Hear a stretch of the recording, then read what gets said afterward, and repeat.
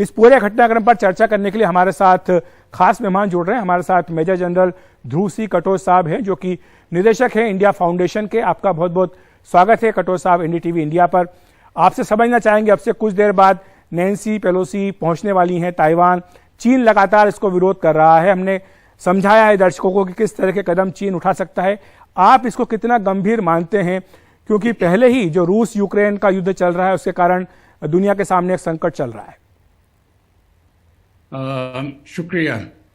देखिए, मैं समझता हूं कि इस समय पर जो साउथ चाइना सी में हो रहा है, ये दुनिया के लिए मैं समझता हूं एक बहुत खतरनाक है। ये अभी इसका कारण सिर्फ इतना है क्योंकि चीन ने अपनी पॉलिसी बिल्कुल सीधी साफ कर दी है कि जहां तक ताइवान का मामला आता है, वो कोई भी किसी भी देश को ये संदेश नहीं देना चाहता है कि चीन इस मामले को लाइटली ले सकता है।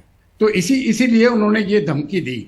लेकिन ये जो शी जिनपिंग ने धमकी दी है, मेरे अपने सोच विचार से ये एक बहुत गलत कदम उठाया, क्योंकि इस धमकी के ऊपर किसी भी हालत पे अमेरिका हटने वाला नहीं था। तो अभी जाके उन्होंने धमकी दे दी है और पेलोसी उधर लैंड करेंगे थोड़ी देर में, जैसे आपने बताया जी। तो उसके बाद चीन क्या कर सकता है? युद्ध के ऊपर तो जा नहीं सकता है, क्योंकि अगर वो युद्ध करेगा तो निश्चय है वो हार जाएगा। ये तो चीन के पास इतनी शक्ति नहीं है कि वो इस समय पर अगर वो युद्ध में जाए तो वो युद्ध जीत सके। तो मुझे लगता है कि ये जो अभी अमेरिका, क्योंकि चीन ने दावा किया है, उनके जो फॉरेन अफेयर्स के स्पोक्स पर्सन है, उन्होंने ये वायदा किया है कि हम इसका जवाब देंगे जी। तो मुझे लगता है कि ये जवाब जो वो देंगे वो या तो इकोनॉमिक होगा या इकोनॉमिक और डिप्लोमेटिक होगा। तो हो सकता है वो अपने एम्बेसडर को वहां से वापस बुला लें, ये भी एक तरफ से संदेश होता है, या किसी तरह से वो जो अमेरिका को कुछ चीजें की जरूरत है वहां पर वो सैंक्शंस लगाएं। लेकिन इकोनॉमिक सैंक्शन से प्रॉब्लम ये होता है क्योंकि दोनों तो पक्षों और नुकसान होता है। तो अगर वो एक्सपोर्ट करना बंद करेगी तो नुकसान तो चीन का भी है। तो मुझे लगता है कि चीन के पास जो ऑप्शंस हैं ये बहुत लिमिटेड ऑप्शंस हैं। मिलिट्री ऑप्शन चीन के पास इस समय पर नहीं है। लेकिन सर, एक सवाल ये बनता है कि जब रूस ने यूक्रेन पर हमला किया था तब चीन के भी काफी आक्रामक तेवर दिखाई दिए थे, खासतौर से ताइवान को लेकर। तो आपको लगता है कि क्या ये एक बहाना हो सकता है चीन के लिए, अगर वो ताइवान पर अपना पूर्ण नियंत्रण करना चाहे तो? देखिए, जहां तक ताइवान की बात आती है, मेरे अपने सोच विचार से अगर चीन ने हमला किया तो उसके ट्रूप्स जो है वो वहां पर लैंड करना बहुत जरूरी है।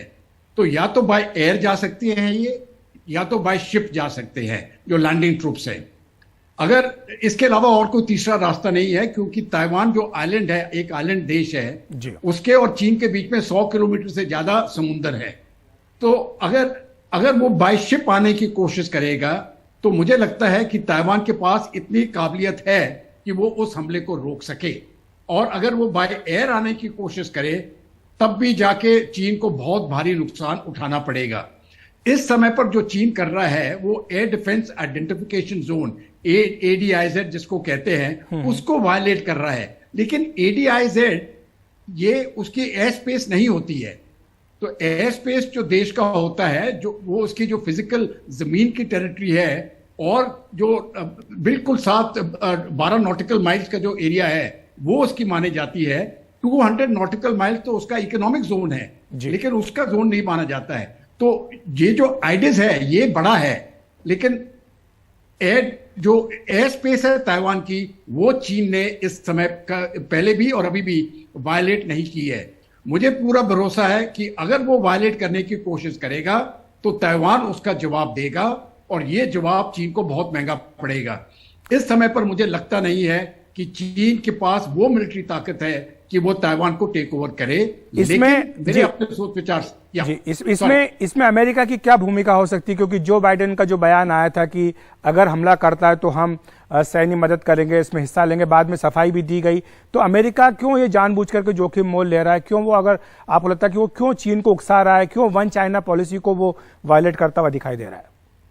देखिए, अमेरिका ने तो वन चाइना पॉलिसी वायलेट नहीं की है। उन्होंने कहा है कि हम वन चाइना पॉलिसी को मानते हैं, लेकिन चीन का ये कहना कि पेलोसी वहां पर नहीं जा सकता है, ये अमेरिका को एक्सेप्टेबल नहीं है। जी। अभी जहां पर ताइवान है, काफी अमेरिकन डेलीगेशन आते जाते हैं, तो ये चीन को कहना कि ये जा सकता है और ये नहीं जा सकता है, ये मैं समझता हूं ये गलत है।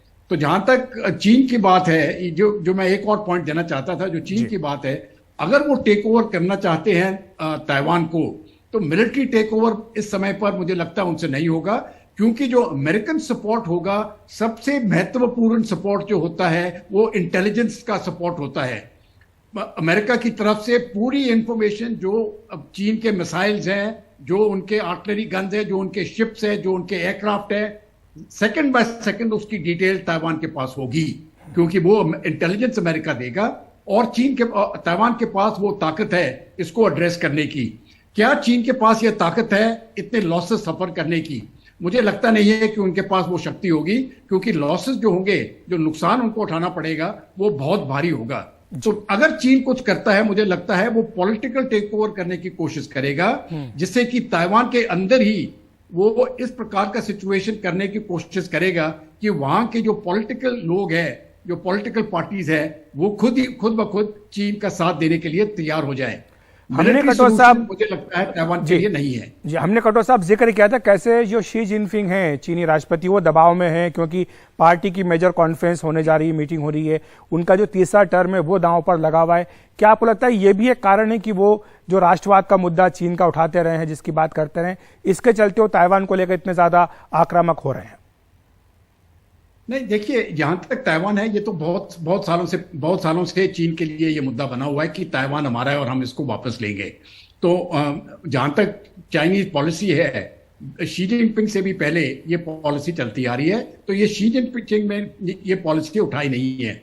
शी जिनपिंग क्या कर रहा है, इसके ऊपर बहुत तेजी करने की कोशिश कर रहा है कि ये जितना जल्दी हो सके वो हो जाए, लेकिन वो होने वाला नहीं है। और ये जो आपने बात कही, मैं बिल्कुल सहमत हूं उससे कि ये अपने थर्ड टर्म को बढ़ाने के लिए या थर्ड टर्म को आने के लिए ये शी जिनपिंग ये कर रहा है।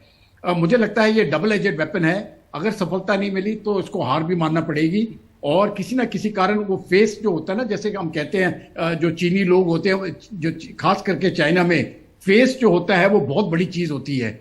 तो किस प्रकार से वो अपना वो फेस जो है वो बचाए, ये अभी देखने में आएगा। लेकिन मिलिट्री एक्शन अमेरिका के विरुद्ध चीन नहीं करेगा, और मैं तो ये भी कहता हूं ताइवान के विरुद्ध भी नहीं करेगा, क्योंकि मैंने अपना जो एनालिसिस किया है, अगर वो चीन इस प्रकार का एक्शन करता है तो मुझे लगता है उसको हार का सामना करना पड़ेगा। जी, बहुत बहुत शुक्रिया आपका कटोच साहब, हमारे साथ जुड़ने के लिए, विस्तार से समझाने के लिए कि आखिर इस पूरे मसले का मुद्दा क्या बन रहा है और किस तरह से चीन जो है लगातार धमकी दे रहा है। ये धमकी है या गीदड़ भभकी है, ये आने वाले वक्त में पता लगेगा।